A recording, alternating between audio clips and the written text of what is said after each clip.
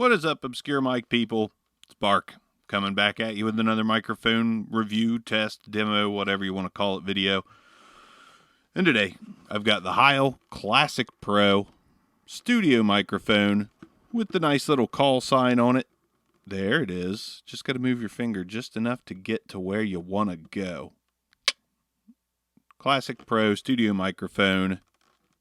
Let's take a look at it real quick. Everything comes in this nice, shiny box. Got this thing like new. And there's the microphone with the call sign on it.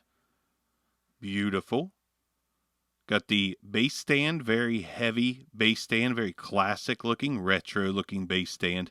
And it does have a fixed XLR cable attached to the microphone. Build quality solid. It's got a stem with a 5/8 threading on it. It's a little light, but it looks good.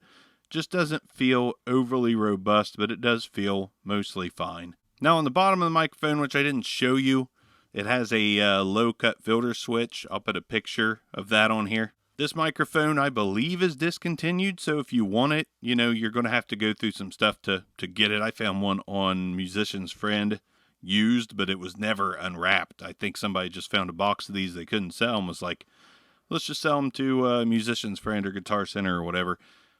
It's a dynamic microphone. It's supposed to sound retro. I know that, but it does have this just boxed in sound that I don't love. Maybe ham radio folks would love something like this, but brand new, this thing was like $299, and I personally will give you my thoughts here shortly. Peter Piper picked a peck of pickle pineapple pizza. Peter Piper picked a peck of pickle pineapple pizza. When you get right on top of the Heil Studio Pro, Classic Studio Pro? The Classic Pro Studio microphone, this is what it sounds like when you're directly on top of this thing. Now we're going to do some off-axis rejection, talking into the front of the microphone. I'm going to go 90 degrees on the microphone, talk into the side of it. 180 degrees, talking into the rear of the microphone.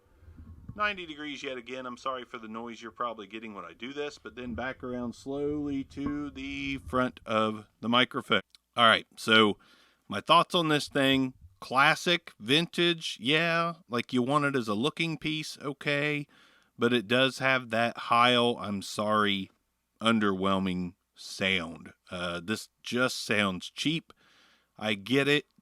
It's supposed to sound retro, but there's a lot of retro older mics that sound warm, vintagey, and full. This thing is just weird and boxy and odd.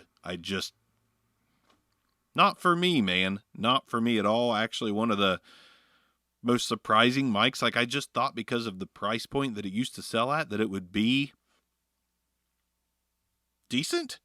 But to me, it's anything but. I'm sure it's usable. It's not harsh or anything like that. It's just boxed in. And I feel like I'm talking in a cave. In a warm, wet cave. And it just feels weird. Kinda. Anyways, the Heil Classic Pro, I believe is what it's called. I don't have a lot to say about this one. That's about it, because it's just not anything I would ever buy again. Is what it is. Some folks out there, they're going to love this thing. But I imagine most of the comments down below are going to be like, interesting, thanks, but no thanks. Obscure Mics, the Heil Classic Pros out of here. Bark's out of here. Check out the Obscure Hotline podcast, by the way, and Obscure Tech. New channel. Going to do more than just microphones, because why not? Obscure Mics. Peace out.